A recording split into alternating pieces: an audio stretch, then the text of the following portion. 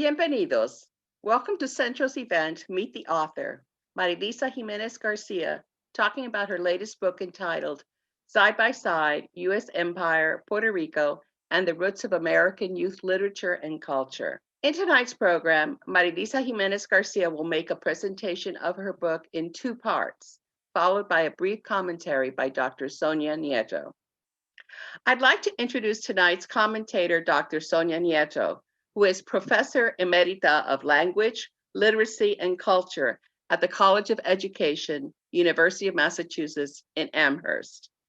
Dr. Nieto's research has focused on multicultural education and the education of students of culturally and linguistically diverse backgrounds, with an emphasis on Latino students.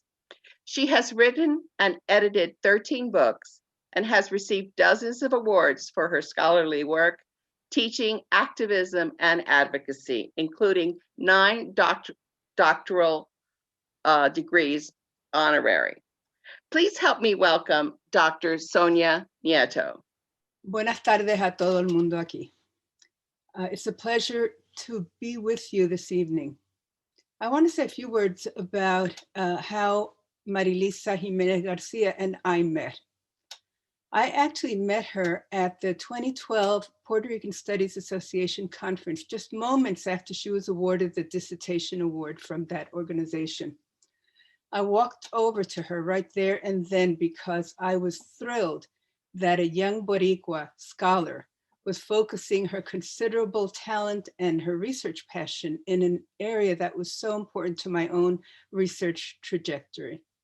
I knew even then that Marilisa would make a difference in the world and that she'd bring much needed attention to this topic.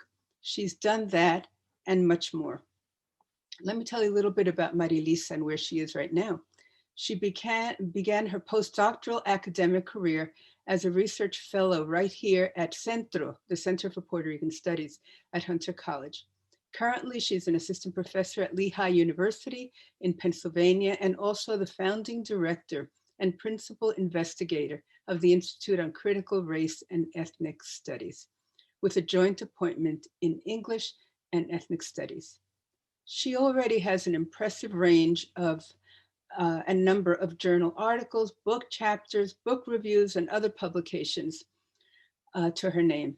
She's also given numerous talks and other presentations at conferences and other venues, and she's garnered several grants in the fields of ethnic studies and youth literature. Side by Side is her first book. I was honored when she asked me to write the foreword for it, and I'm so pleased to be here today. I'll say a bit more about the book after her comments. So now, without any further ado, let me introduce La Profesora Marilisa Jiménez García. Hi, my name is Marilisa Jiménez García, and I am an assistant professor of English and Latino Studies at Lehigh University in Bethlehem, Pennsylvania. Welcome to my book talk on Side by Side, U.S. Empire, Puerto Rico, and the Roots of American Youth Literature and Culture. And the foreword is by Dr. Sonia Nieto. Thank you so much for coming today. I hope to give you just some more overview of the book and introduce some ideas and questions. I hope to hear more from you in terms of the Q&A to talk about some of the issues you might be more interested in. And of course, if some of you have already read it, I would love to hear what your questions you have as well. And I just wanted to start with the frame or this image, which is of the book cover, and 3 points that I have in terms of what I tried to do with the book and what I hope the book is a framework for. So one of the things I really wanted to emphasize in this book and the argument was that Puerto Rico is something that belongs in every transnational conversation. So really an understanding that if I'm focusing on Puerto Rico, I am talking about the United States, I'm talking about the Caribbean, I'm talking about Latin America. Because so often we have the sense that if we're focusing on this small little island, right, this place, we're not necessarily going to be engaging with the rest of the world for whatever reason. But I really wanted to break against that. And I think I'm also following a feminist tradition when I say that if I'm talking about Puerto Rico, I'm talking about the world, I'm talking about a transnational conversation. And I also wanted to make sure that it was non-essentialist, so that it wasn't about like these specific kinds of stereotypical identities of Puerto Ricans, that it was about all the different kind of intersections that we have in Puerto Rico, you know, the Afro-Boricua, the indigenous communities, and the stories and narratives, that we can't just pinpoint and say this is an essential sort of Puerto Rico. I wanted to really go against that. And then the second thing would be the intellectual, aesthetic, and pedagogical footprints, and knowledge production part of this book. I really wanted this book, as much as it is about literature and it's about text and performance, I really wanted it to be about a history of our intellectual and aesthetic, you know, sort of ways that we have moved. And I think that that is very visible in the world of youth literature and culture, because it's what a lot of authors have written for young people to remember. So you see these also moments in the book where it's about education, and about pedagogy, but not everything has been documented, right? Not everything has necessarily been in a book. And so I really wanted to think about, what if it wasn't necessarily written down? Like, how would we still think through it? And that's part of the project of the book, and definitely about knowledge production and Puerto Ricans as knowledge producers. And then the third essential thing is about centering BIPOC scholars, librarians, and artists. And anytime you do children's literature, youth literature, you're going into a field that has to do with, you know, the literary, librarians, and education. And I am a literary scholar, but I am in conversation with education and with library science, because in many cases, children's literature has not been seen as part of the literary world. And you know, you can't ignore those scholars, and you can't ignore that work and the different places where children's literature happens. So those are like three really important points in terms of the book and how it interweaves histories and legacies. So I wanted to also think about, like, what do I mean by side by side? And this is an image of that I always find really kind of interesting, but it's, you know, Rosselló and Trump in the White House, right? And he's got this really kind of funny look on his face. Well, they both do. And here's George Washington in the back. And so what I mean by side in the book is the title of the book. And it's also the title of an article that I wrote many years ago. Well, not that many years ago, but it's about this idea of bringing things together. Sometimes we put them side by side as a way of thinking of it as friendly. It's like the US flag and the Puerto Rican flag flying side by side in every government building in Puerto Rico, to really emphasize the understanding of, just because things are hanging out together doesn't mean that they're friends. And just because even people, and in some of the stories that I present in the book, for example, people talk about, you know, friends like neighbors and that sort of thing. Or even these ideas about bilingual books, like here's English on one side, Spanish on the other, that it's not about just putting things together to make this idea of friendliness. And in many cases, that idea of we're all friends here can really be a guise for colonial violence. So really also wanting to hold things in tension and not trying to reconcile, that there are some really difficult stories that we have to tell our young people. And it's not about sort of everybody gets a happy ending. Especially if you're a child from historical oppression, you have to learn how to maneuver in systems of colonization and historical oppression and racism.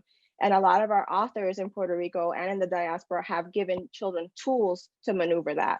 So it's a comparative lens. It's also a praxis that I see and I demonstrate in my book in several of the chapters. So that's what I mean by side by side. So as I said, I am someone who studies Puerto Rico through youth literature and culture. And these are just some moments that I like to highlight for audiences, especially my Puerto Rican studies, Latino studies audiences. And they're also in the book. But these are 4 moments that I think are really important for thinking about, like, where has children's literature showed up in our history, right? And so the first frame, or the first image you see at the top there, is of the Ricky Renuncia protests. And this is the book Por ahí viene el huracán by Laura Risach Olivencia. And this was during the protests of Ricky Renuncia. They actually read a children's book at the front lines in front of La Fortaleza. And it was actually one of the last nights. It's when they read the Constitution bedtime stories during those protests. There were so many different kinds of creative protests. And I just found it so interesting that you also had people reading children's books at those lines. But I didn't see it as a coincidence. I saw it as a long legacy, because children's literature has been in so many places that we've had struggle and that we've had times and moments that we needed to document our history. So we see it as recently as the Ricky Renuncia protests. And then next to that picture, you have Pura Belpre, who a lot of us know, especially those of us who work with Centro or have been at the archives. And even in my children's library world, right, the Pura Belpre medal, you have the first Latina Puerto Rican librarian, storyteller, who was part of such an immense part of our history, right? But in the 1920s, 1930s, she's already writing books, and she's doing it through children's literature. So the importance of understanding that some of our first narratives ever in this country were composed in that medium. And what does that mean for us? What does that mean? What kind of window was children's literature for the Puerto Rican community? And the legacy that Pura has as a Black Boricua, right? Also, in many cases, the ways that she was seen, commodified, are things that I talk about in the book. And then below, you have Pedro Pietri, who is a young man in this picture. And he's actually 16, and this is the moment where he recites the Puerto Rican obituary, and he does so during the Young Lords Party rally, one of the Young Lords Party rallies in the church when they had taken over the church. And one of the things I emphasize through this picture and also in the book is the importance of our young people in our movements, right? And also as authors and producers of knowledge. So not just as objects in books, but also taking part in writing their own curriculum, writing their own stories, right? And we definitely have that in the example of Pedro Pietri. And also next to him is Sonia Manzano, who I have a whole chapter on.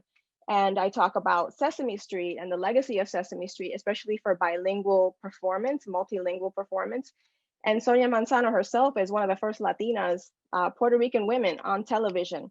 As early as 1973, she is also someone who begins to write the scripts for the show and wins many Emmys. So thinking about Puerto Ricans in these moments of intervention, right? Television is just becoming part of an educational scene. And what are Puerto Ricans doing in the middle of that? And also, to be honest, how Puerto Ricans have been part of sort of like test studies for understanding how children understand media. Actually, Puerto Rican children were some of the first children tested during Sesame Street's beginnings in terms of who they wanted to reach as an urban audience. This is a cover of actually an image from a book. This is from the first chapter that I talk about, because I go back in the book as early as 1899 to think about children's lit and young adult texts and that sort of thing, and authors as well. But this is a book called Greater America, and it is written during the time when the Spanish-American War has just ended, and it is about sort of like, you know, the conquest, right? The conquest of war at the time. And specifically, I want people to know that as early as our beginning in terms of history with the US, there is a tradition of writing about Puerto Rico, right? There's a tradition also of writing to young people from the sort of US colonizer perspective about these conquested places, or these places that have been won through conquest, right? And about the people and who are they and how should young white children behave toward this new colony. And I think it's important for us to see that in terms of how might have US children been raised to think about Puerto Rico even early on in the encounter, in the colonial encounter. And also to see, for example, in this particular image, which I hope you can see, but one of the things that is really important about this image is how it talks about, you know, that there really wasn't any opposition, that, you know, there was, even though the admission of like the change was made without the consent of Puerto Ricans, right? So this idea that Puerto Ricans really didn't have any agency, that they were just sort of standing by when all these things were going on, and also that they didn't have a history, is a long legacy that we can see in children's literature. So then I like to think about also how did Puerto Ricans resist these traditions, whether it's in Puerto Rico itself and then also definitely in the diaspora. This next image is of a reader that I talk about in the first chapter as well. It's Jose González Ginorio, who is the author. And this is El Primer Libro de Lectura. So this is like from the 30s as well. And thinking in terms of the parallel with the diaspora, right, with Pura. But what's interesting about this generation of readers is the way that Puerto Rican elites, for example, really fought US policy for not educating Puerto Rican children in Spanish once education policy starts to be formed. So they really wanted Spanish to be centered and sought as part of sort of like a culturally relevant pedagogy. But I also talk about the tensions between ideas about race, for example, ideas about class, ideas about being a proper child and behaving well. It's something that we can kind of see how a generation of readers and children really were kind of being trained and primed to be sort of proper colonial subjects. And so that's also part of the kinds of books that I survey in Side by Side. I also take us into 21st century, right? So thinking through like, what does Puerto Rican children's literature look like today? Who is that next generation of authors in the island or in the archipelago? And for example, I talk about Georgina Lázaro, I talk about Tere Marichal, Wanda de Jesus, Ada Ayman, and the different forms of activism that are happening today, especially in light of Huracán Maria, and then even the earthquakes, and of course, the economic crisis.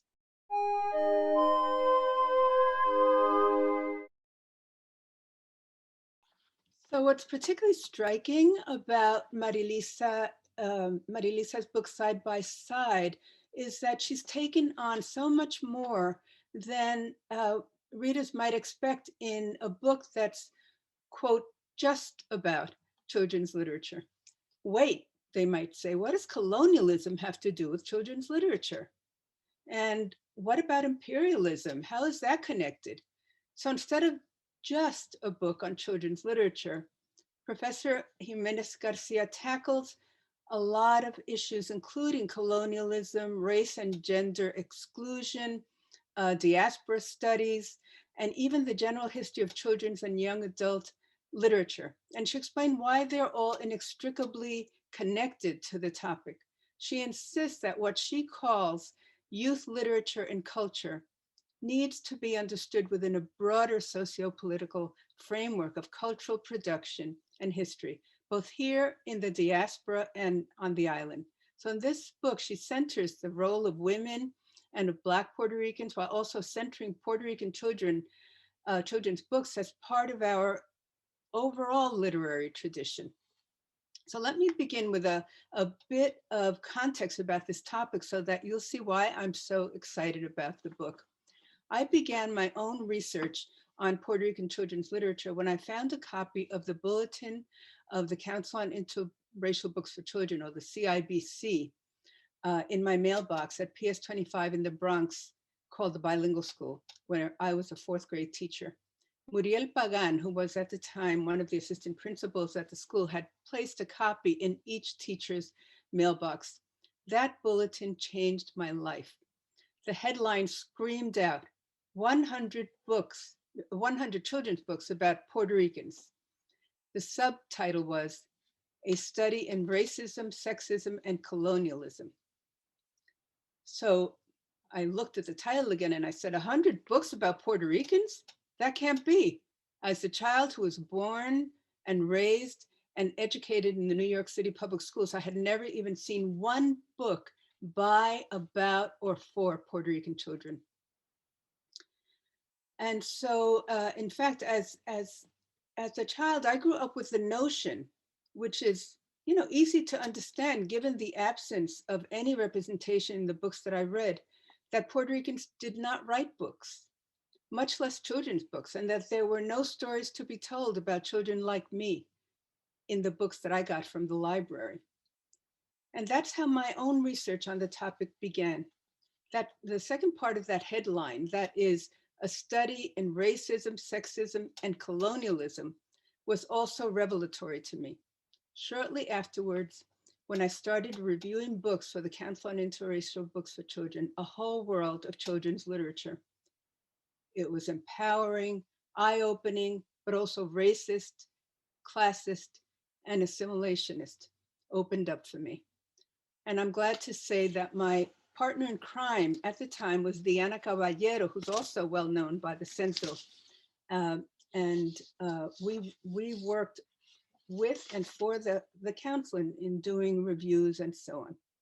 So in the intervening 50 years, since I saw that headline, Marilisa Jiménez García has taken the field so much further while honoring the socio-political context that the CIBC made explicit even then. Now let's continue with the second part of the presentation. So a couple things I wanted to make sure I mention in terms of my research journey and how I came to this book. And, you know, even as a PhD student, which is how I started writing about children's literature, is, you know, thinking about like, what is a child? What is children's literature even? When I first started doing my research, I really noticed a couple things that I highlight in my introduction, which is how often writers and youth of color were left out of the concept of America in terms of the books often associated with a tradition of American children's literature. So when we say America, you know, what that really means and how often, you know, the territories or non-incorporated territories or even non-continental states are left out of this idea of America. And out of the tradition of writing about it as well as those authors. So how the imaginative landscape of youth literature and children's literature scholarship was populated by predominantly white protagonists. Therefore, youth of color were rarely seen as active agents in stories. So you might have kids that are in books, but they're not, right, the hero or the actual protagonist doing anything in the book. There might just be someone in the background and that sort of thing. Number three, how the population on the pages of American children's literature, even in the realm of fantastical worlds, right, sci-fi, differed greatly from the lived experiences of American youth, even in terms of other youth media such as television, including Sesame Street. There seemed to be a real discrepancy in terms of what children were actually living, especially youth of color, and the kinds of stories I was finding. I wanted to think about also how the absence of youth and writers of color affected how scholars spoke about youth and youth literature and culture. So the fact that even in my early research, when I was talking about Puerto Ricans and children's literature, sometimes people would ask me, well, but what does that have to do with children's literature? And it's actually one of the reasons I stopped using children's literature as a term and moved to youth literature, because I really wanted to make sure we were talking about all young people and not just a white tradition or Anglo tradition of children's literature. So youth literature and culture is how I get around that. And number five, how American children's and young adult literature tended to further the US as a nation of immigrants rather than a settler colony into the 20th century, and how US authors also describing the relationship of the US to its sort of like the relationship about the colonies to their readers. So I think this is really important because I think one of the things about Puerto Rico that's a true challenge to those who are writing about children's, youth literature is this idea that a lot of our traditional texts really want to not talk about colonization, especially into the 20th and 21st century. And it's really disrupting this idea of the US as a nation of immigrants, right? That it is indeed a settler colony. This is another picture that I used to sort of really think about that as well. It's from the first chapter again, but it's an image of a book that was read widely by young people in the US, especially right after the Spanish-American War. And you get this sense of like how Puerto Ricans are being depicted, right? As subservient, as easy to dominate, that kind of thing. But I really wanted to think about, because we do this with Britain. We think about how a lot of our young people in Britain are raised to think about the British Empire, but we don't do that in terms of thinking about the US and how young normative white children are raised to think about being an empire and being people who they will ultimately, having people they will ultimately rule over. And I just really wanted to think about that, especially when there's so much evidence of it in our children's texts going back to these days and before. One of the challenges that I had in my career as well, in terms of thinking about children's or Latinx youth literature, is that you have a group of scholars that may have not seen it as literature yet, right? You do have a legacy of people who are writing in education and who are writing in library science, but how do you reconcile and bring all that together? How do you bring those histories together? And there really has been a long legacy of not seeing it as literature, but seeing it as educational or pedagogical. This is still an issue in Latin America and the Caribbean today, and even in Puerto Rico, where a lot of the texts are seen as strictly pedagogical. They're not seen as artistic. They're not seen as adding or contributing to a literary conversation about the history of Puerto Rico. So that's always been something that I've had to navigate and that I really disrupt in terms of thinking about the authors that I have brought into the conversation. This is a perfect example of that, for example. So Ángeles Pastor, who wrote like just so many of the texts that we sort of hold dear in that generation of readers that are really sort of like a Dick and Jane version in Puerto Rico, 1950s, 1960s texts, right? This is a picture of Amigos de Aquí, de Allá, which is also super about the diaspora and about children traveling to New York. I really wanted to think of her and her work as a writer and not just a nice lady who wrote books for kids or who wrote textbooks that kids could read better using. I really wanted to think of her work as, writing and about these books as art and that document our history. And I also wanted to think about her in terms of many times, even in academic and feminist traditions, we haven't really engaged with youth writers. We haven't engaged with those women who decided to write for young people, those women who were educators, those women who were librarians. And I really just wanted to reclaim that tradition because we have such a long one. We had a lot of political resistance also in some of these readers where you had a lot of censorship in the school system in Puerto Rico, that you weren't allowed to necessarily sort of talk about cultural national pride. And yet you have a tradition here that was written by mostly women and educators at the University of Puerto Rico that really resist the idea of Puerto Ricans as like not having their own nation or culture. And yet they do it in ways that perhaps evaded a certain kind of censorship. So I do talk about Ángeles Pastor, for example. Something I also wanted to think about was sort of like the legacy of the Belpre medal and the legacy of Pura Belpre in this piece. And this is a cover from a recent young adult novel by Elizabeth Acevedo, who won, so like every single medal, you see it here, the National Book Award, the Belpre medal, so many things. But one of the things that I think is really important to Side by Side is once again disrupting these categories. So once again, thinking about Pura's Blackness and centering Pura's Blackness in my portrait of her and along with Arturo Schomburg, and really reclaiming that and demanding that we really see it in every space that she's been in.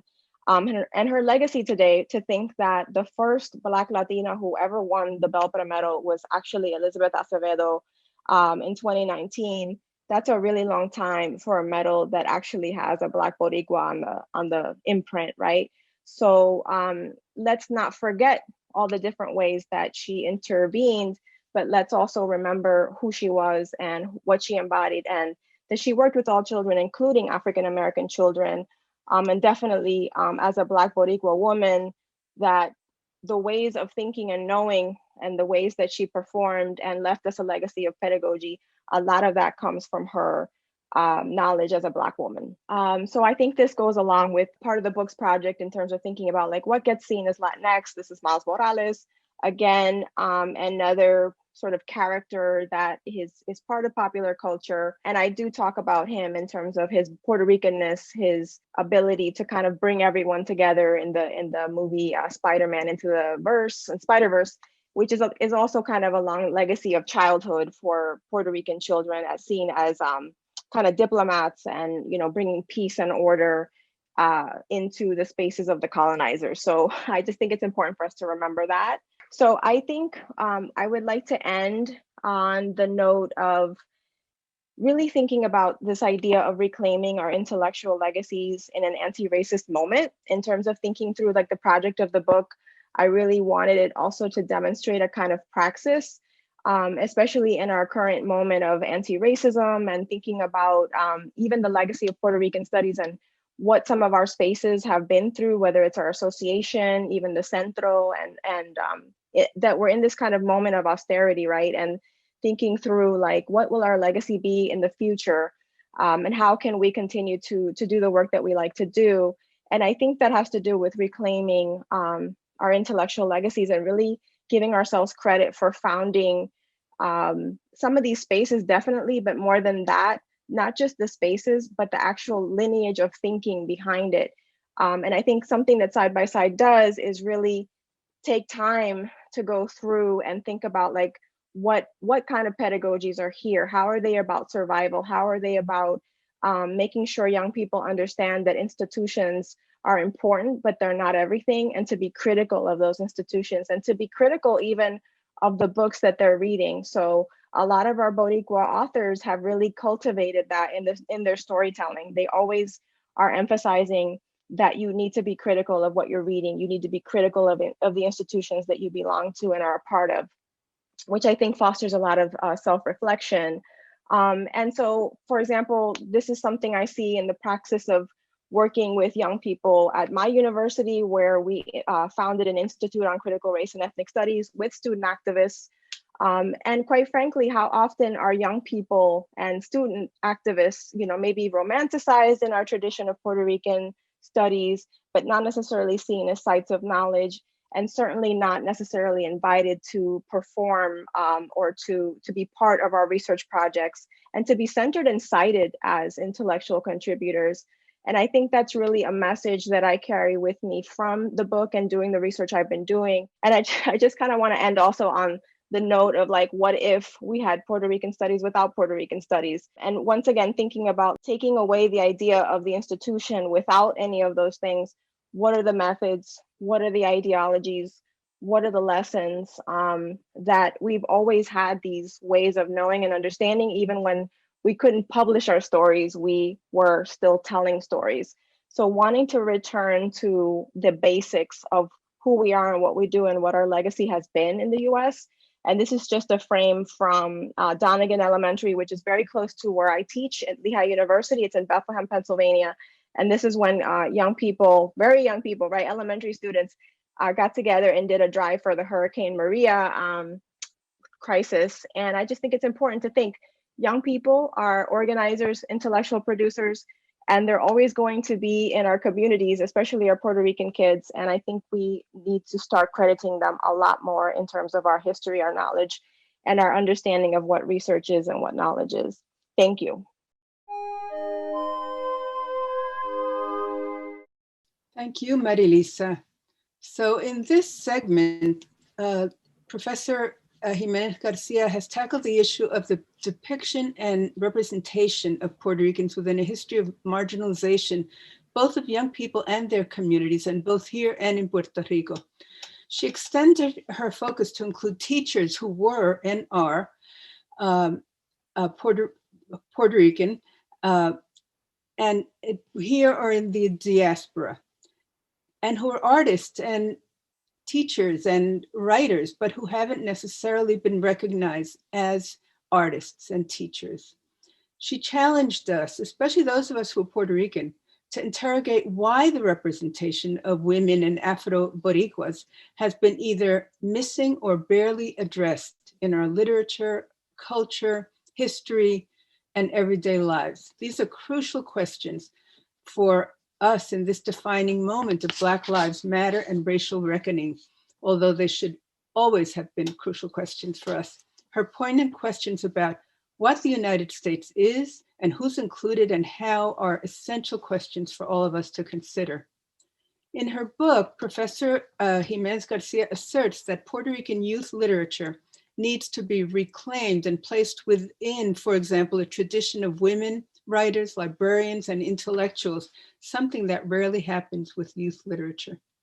What's particularly significant about this book is the very broad framework of Puerto Rican youth literature that she provides to readers. She makes the case that this literature is not simply about entertaining and edifying young people, but instead insists that Puerto Rican literature for young people also must be understood within a much broader perspective that includes not just the island of Puerto Rico, not just literature per se, but also the presence of the diaspora, including our early history in New York City, especially, and in the larger Latino and Latina community, and most importantly, the socio-political context of our history then and now.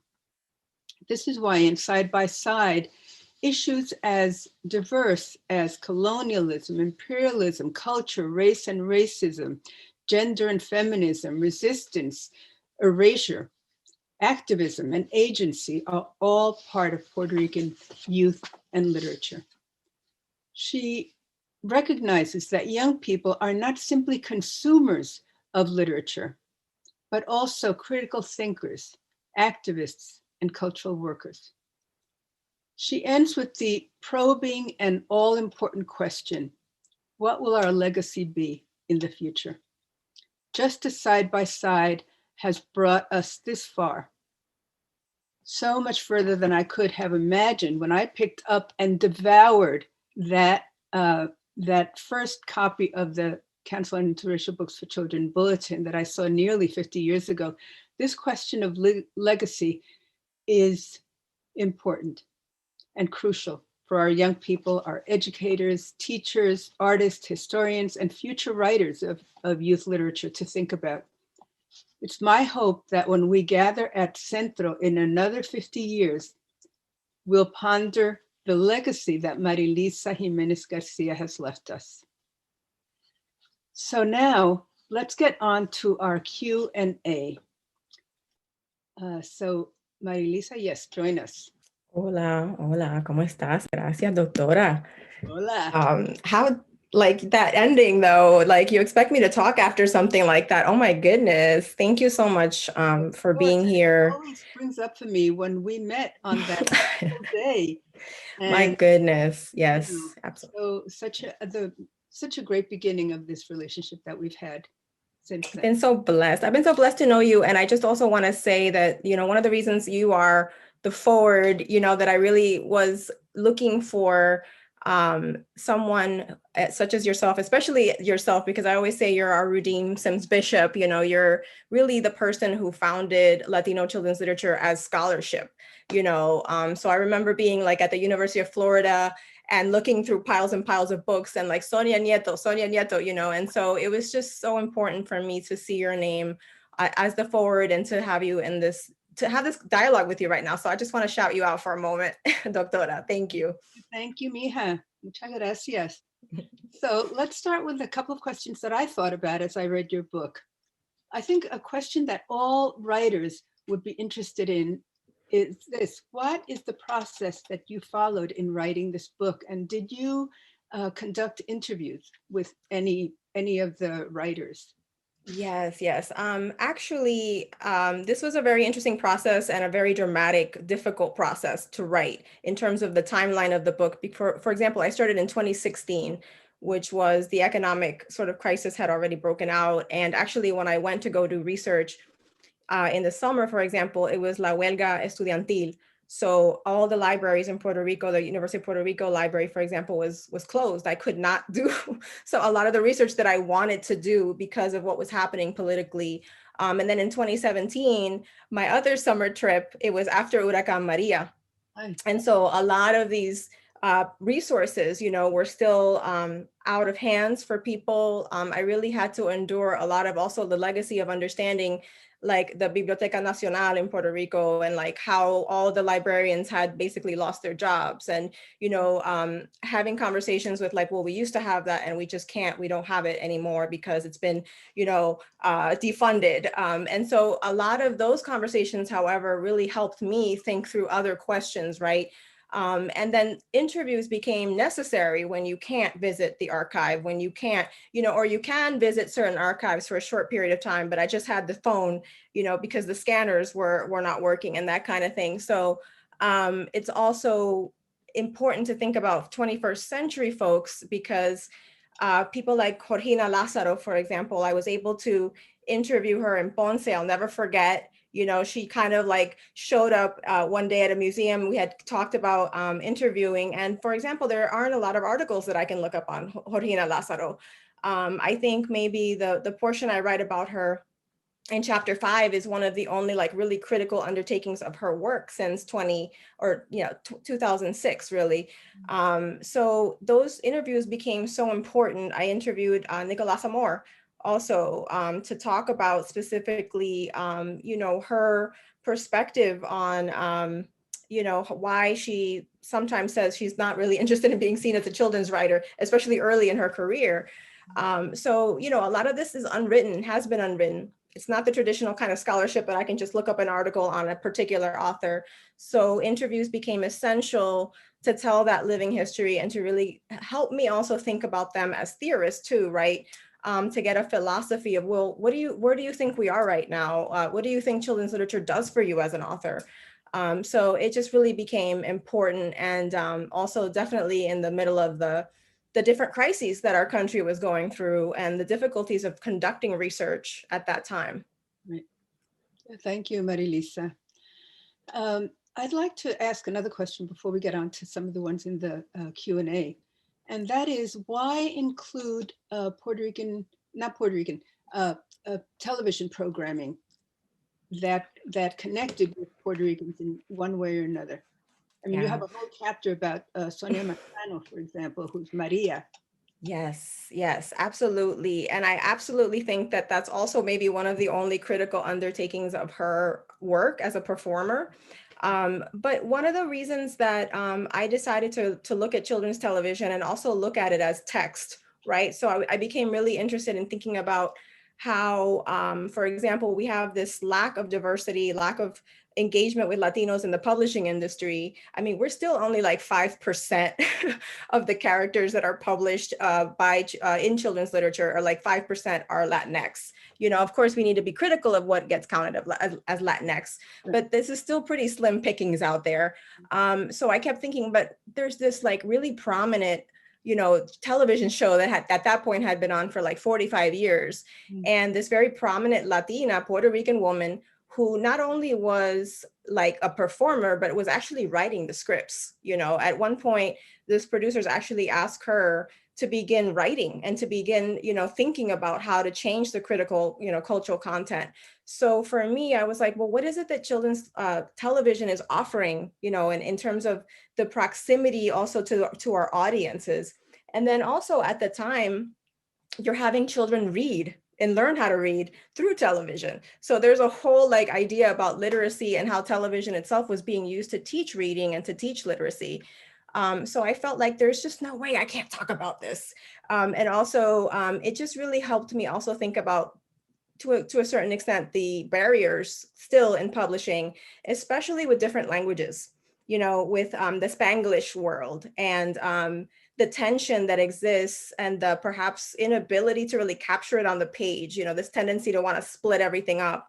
So whereas in Sesame Street, you might have moments with unscripted, untranslated Spanish. All of a sudden, you know, Luis and Maria start speaking Spanish and there's no translation, and it's fine, it's normal. So it was just a really important thing for me, I think, to talk about. Yeah, no, that's great. I know my kids grew up with Sonia Manzano, with Maria. Absolutely, absolutely. You know, that was so different for me because I never had anybody like that to look up to, you know. Definitely, definitely. And I think for a lot of us in the generation of maybe, you know, 80s, 90s as well, you know, people like Sonia Manzano, people like LeVar Burton, for example, reading Rainbow, you know, where you have a person of color who is talking to you about books and is talking to you about language and is telling you to love letters, you know, and you're not maybe feeling that welcome space in the bookstore or in the library in the same way. You're not having that sort of guide, that person, a model of color. So I think that's an important thing to talk about. And that's why I couldn't help but put her in Sesame Street here. Continue this conversation because Angel Roman has a question for us. That is examples of progressive programming formed by Latinos and Latinas, Carmen Sandiego, Speedy Gonzalez, Cuban programs, or Dora the Explorer. Dora the Explorer. I just need everyone to know that since I've been alive, especially as a grad student, I always get a Dora the Explorer question. So she's here, y'all. She came, and I'm ready for it. I'm ready for it. But I think, you know, one of the things about, especially with our characters, like even, you know, Speedy Gonzalez is an interesting one too. But we want to think about authorship, right? So there's characters that are Latinx or Puerto Rican on TV, but how often are they really written by the community, you know, or is the community considered in terms of audience? So I think someone like, for example, one of the reasons I wrote about Sonia Manzano is because you can talk about authorship there. You can talk about how she really made some decisions about what would be on scene, on set, how she would be depicted. She really was against certain stereotypes that the producers had about Puerto Ricans also. But at the same time, a character like, I think, Dora the Explorer, right, is still this desire to really show, especially our bilingual worlds, you know. However, I still feel like even in progressive worlds, we're not really talking about translanguaging and like the language practices that our young people really have. So I feel like producers still have a long way to go in terms of really thinking about that it's not like this separate side of your brain or something, you know, it really is integral, you know, interlinear process, right? So I still feel like we have a long way to go, but I think children's television has done a lot more than maybe adult television has, which is interesting. Yeah. You know, we have someone named Anita who Yes. has a question for you. Is there a compiled list of literary resources, old and new, for youth? Yeah, I mean, this is something I can talk about in terms of work that I do outside, perhaps of academia, but, and I know Sonia, you also have worked with Teaching for Change. Yes. And I really recommend the website socialjusticebooks.org. And actually, I've worked on a list for them on Puerto Rican children's literature for social justice. And I also have a separate book that I did with Teaching for Change called Caribbean Connections, Puerto Rico. But socialjusticebooks.org is going to have a lot of lists for educators and for parents to look at, especially critical content of books and critical reviews of books, which is, I think, really important in terms of what even you were saying, Sonia, with the interracial or Council on Interracial Children's Books. What I like about social justice books and the critiques that we really want to bring is not just like, hey, there's a great book and it's by a Latinx person or it's by a Puerto Rican. We really want to look at that representation, right? How is gender being constructed? What about race? You know, is it just a bunch of light passing Latinos who are really being celebrated? So I would really recommend that as a resource in terms of socialjusticebooks.org. Yeah, and Rethinking Schools often has things also. Definitely. Great resource. My daughter Alicia, as you know, worked with you on that Yes. Caribbean Connections book. Or who published it? I forget. It was Teaching for Change. It was Teaching for Change. Deborah Menkart. She might actually be on this webinar. So yes, definitely. Yeah. Alicia was part of that project. Yeah, and I would also say, like, I do teach with Lehigh University through the Institute on Critical Race and Ethnic Studies. We have an educators workshop that specializes in Puerto Rican Latino studies in K through 12. And we have educators meetings in the semester. So if you're interested in following us on Twitter, for example, it's @studiesgroup on Twitter, and our website is also right under that Twitter handle. So look us up. Yeah. There is a lovely comment from Lisette Serrano, who says, hello, I was also born and raised in the Bronx and resonate deeply with Sonia's comment about not seeing any literature representing Puerto Rican culture and about my experience. I purchased your book, she says. Okay. And welcome the opportunity to learn how we can support you and amplify your work. Grateful for all you do. Wow. I don't know that that's really a question. That's just like a moment for me to be thankful. I want you to hear these comments. Yeah, absolutely. Yeah, I see a lot of really great ones here. Also, Santiago says, I am in awe of this discussion and the information presented. I know that my Puerto Rican culture is what inspires me to this day. I would love to continue to hear how and if there's programming that can be incorporated into my work with young people who are justice involved. That in itself is a wonderful comment, that the young people are motivated. They are, you know, critical actors in our lives and in our society. Yeah, yeah. I mean, one of the things I say this, and I know I said it in the presentation, but you know, often, especially even in our history of like the Centro, right? Like we talk about like these young people and how awesome they were, and just like, and a lot of them are still with us to testify of the stories and the things that they did. But how often do we really take time to include them you know, and really think about them as sites of knowledge and research projects specifically on student activism. And also the ones that continue today, because we know the struggle isn't over, right? So that we're not just like, well, we did that, you know, no one has to do that anymore. My goodness, you know, so I just want to make sure. Yeah, no, I todavía sigue la lucha. I'm just looking at some of these questions also. There's a question from Leticia Terrones, who first Hey, of all, Leticia. your scholarship and praxis and your wide mentorship. She wants to ask if you can talk more about your analysis of how literature for youth of color, particularly Puerto Rican youth literature, offers us an aesthetic form of resistance and navigation of colonial violence for youth of color in the diaspora. How do these works offer strategies of subversion of empire? Wow, heavy question. Yeah, I mean, it is, but I will definitely say, and I think both Leticia and I have written about Belpre especially, but I think she's a great case for this in terms of thinking about the folk tales that she told, right, that she retold and the ways that she retold them specifically.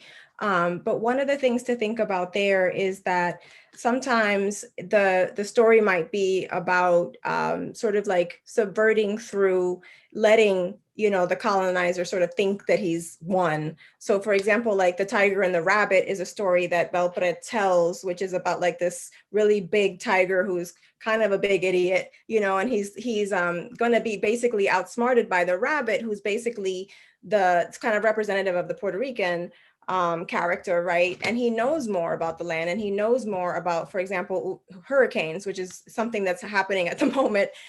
So you see this idea of like outsmarting the colonizer. So it's kind of like, you know, a way of evading perhaps direct, you know, kind of subversion.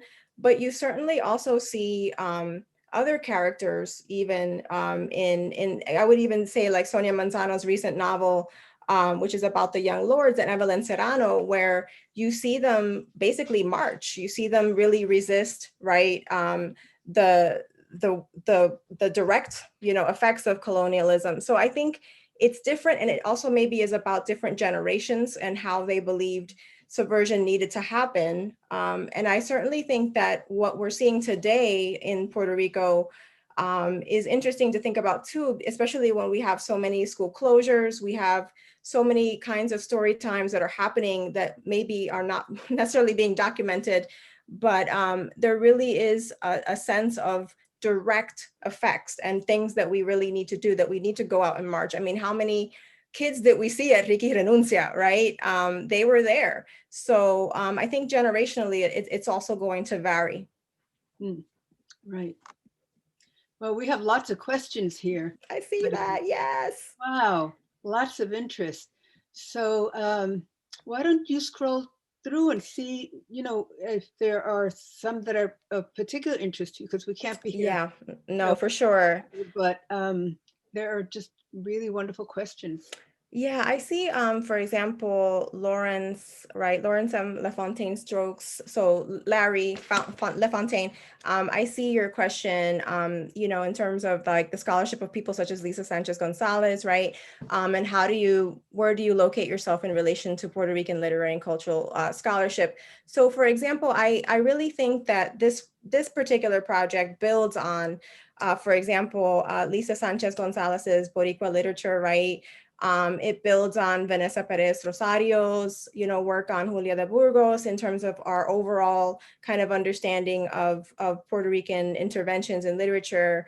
I think, though, one of the things I would say is that I'm also really trying to emphasize children's literature specifically and looking at it as literature. So, for example, you know, there might be some books, for example, that I use that may not have made it into other kinds of portraits, right, about our literary legacy, but I just couldn't see how we could really do that without including, especially even in Puerto Rico itself, where we had such a legacy of these readers that these you know, professors and educators wrote, for example, in Spanish during a time that censorship is happening, right, in Puerto Rico. So I just really wanted to include perhaps things that are not traditionally going to make it into perhaps that literary canon, even if it's, you know, an untraditional canon that we've always had, right? Newspapers, for example, our tradition of looking at newspapers. But I wanted to make this intervention for the different kinds of youth literature and culture that exist also. Yeah. What about this question of what are your thoughts on bilingual books that present Spanish and English on separate pages? Or how can the publishing world start to recognize the need for books that reflect translanguaging? You know, something you mentioned. Yes, yes.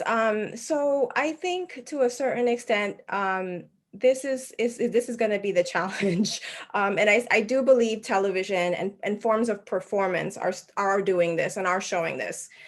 Whereas I think the printed page is still going to have trouble in terms of the way that publishing standards have been. But literally the title of the book, actually Side by Side, comes from me looking at so many books that are literally running parallel, right? And thinking about like, what are we doing? Like, what in the world is this really the way to show young people the world, as if they have to choose one over the other? So I think that a lot of our novels, for example, you know, our young adult novels are certainly having more practice with translanguaging, I think. But definitely we still have this idea of this picture book and of sort of running the languages you know, literally side by side. So I just think that one of the things that we could perhaps do is just really more incorporate more performance and more of an understanding of things like theater and so many other ways that stories can be told beyond the printed page, which I think is something I'm obviously advocating for. But I think that that's going to be sort of like the ultimate intervention that happens in publishing, is when we finally see like a translanguaging picture book. I mean, that's, I feel, yet to be seen. We'll talk about Pura Belpré and her puppets, ¿verdad? Yes, yes. That was performance. Absolutely, absolutely. I talk a lot more perhaps in this book than I have in the past about specifically her performance.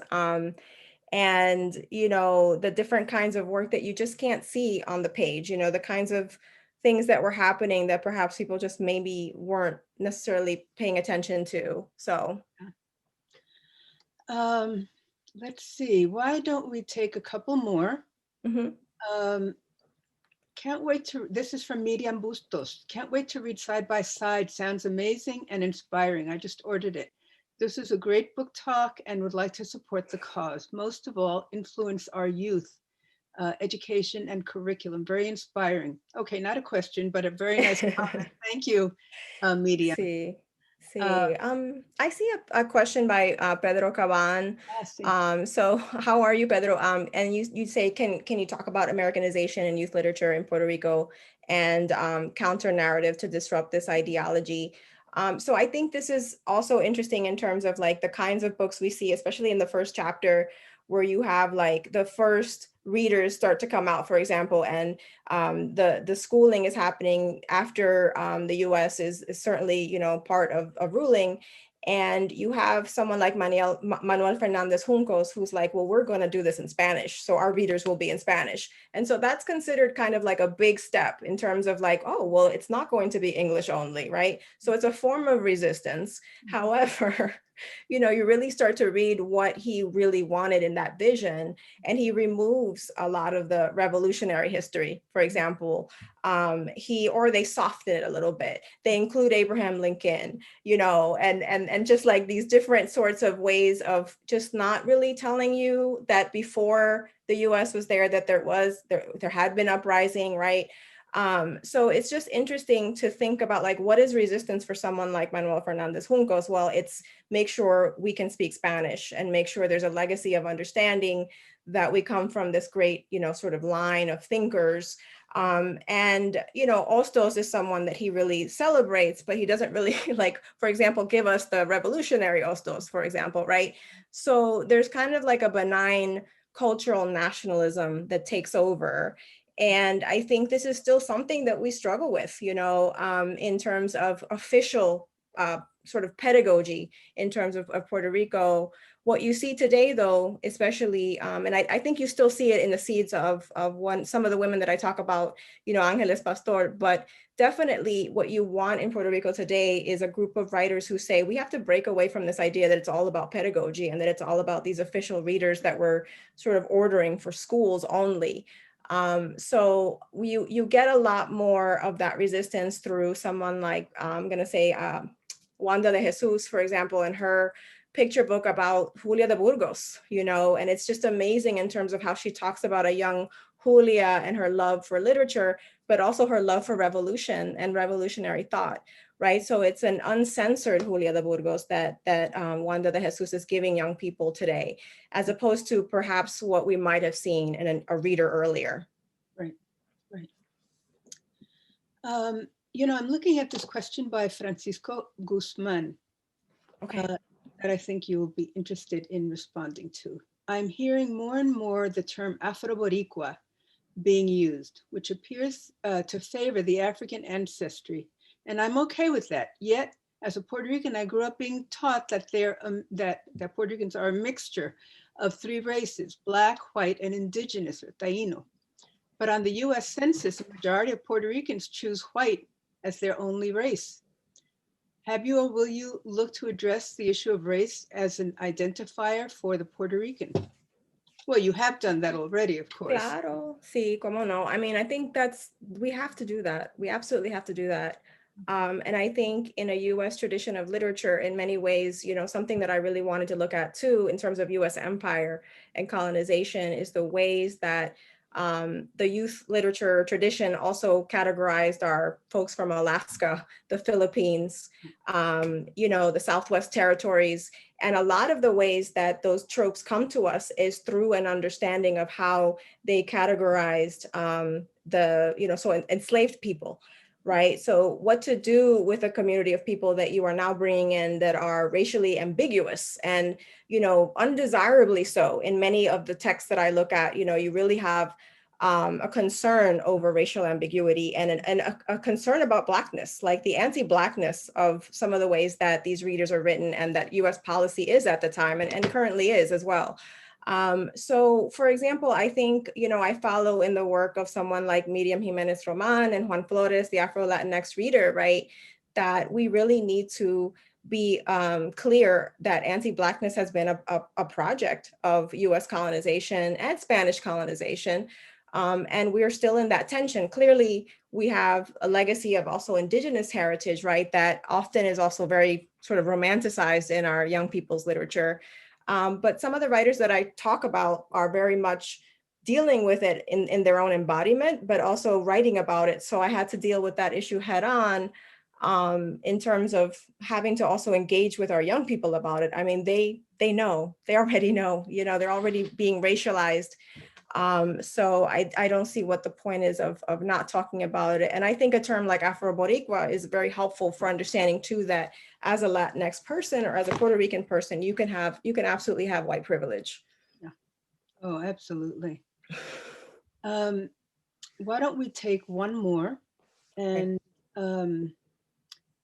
what about this one? How would you approach local public schools to rethink that books to rethink what books are presented, especially during Hispanic Heritage Month, as this is the only time we're discussed?